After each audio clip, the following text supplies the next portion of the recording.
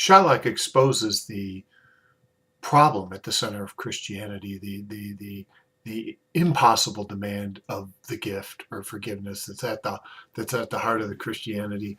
Almost as soon as Portia appears on stage in her disguise as Balthazar, the young lawyer, she enters the stage. Which is the merchant here, and which the Jew?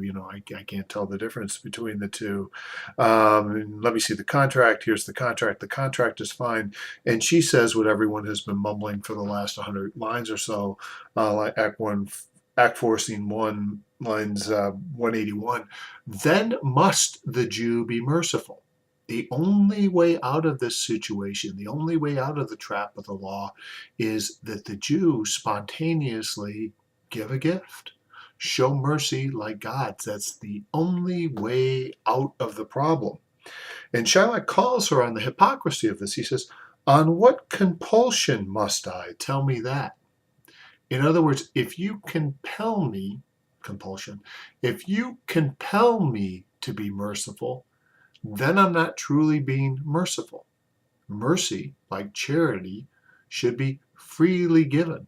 If we're forced to do it in some way, or if we do it for something else, that annuls or negates or abrogates in some way the authenticity or pureness of the gesture. We just can't do it, right? You're forcing me to be merciful. Therefore, if you do force me to be merciful, it's not mercy. Portia, however, has a pretty good response, and this is one of the more famous speeches in Shakespeare writ large. And actually, it should be one of the more famous speeches in the history of Christianity because it gets into some very difficult theological problems very quickly and very adeptly. She says, "The quality of mercy is not strained." She agrees with Shylock. No, mercy can't be compelled. "It droppeth as a gentle rain from heaven, like manna." The manna that's going to be the deed of the gift at the end of the play. "Upon the place beneath. Mercy is twice blessed. It blesses him that gives and him that takes. 'Tis mightiest in the mightiest. It becomes the throned monarch better than his crown." In short, remember our discussion of Richard II. The greatest expression of Richard II's divine power was his own power to undo himself, to give away the crown. That's that seat, that mystery is actually at the center of power, that willingness to give perfectly, absolutely. The throne and monarch better than his crown. His scepter shows the force of temporal power, the attribute to awe and majesty, wherein doth sit the dread and fear of kings. But mercy is above this sceptered sway. It is enthroned in the hearts of kings. Mercy, she says, and this is an important sentence that we tend to overlook, is an attribute of God itself.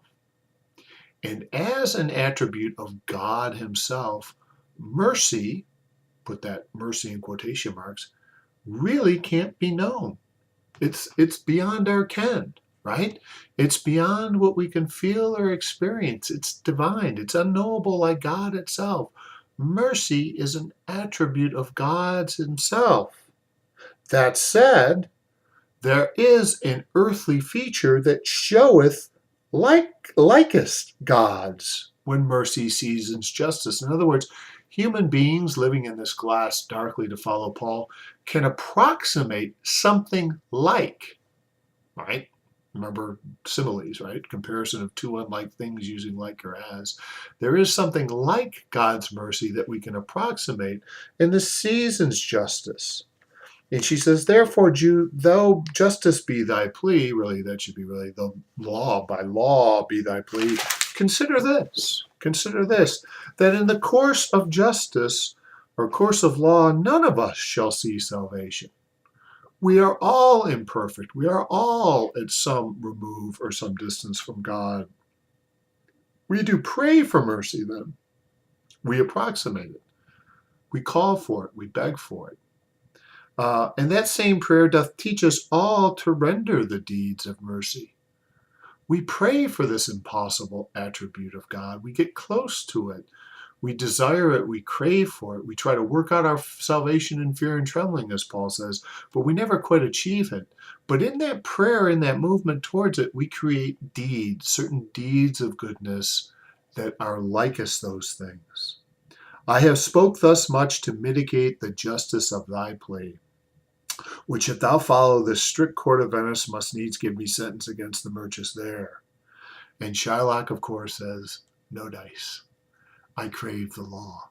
I insist on the law. You're going to have to do better than that, Portia, in order to solve this problem.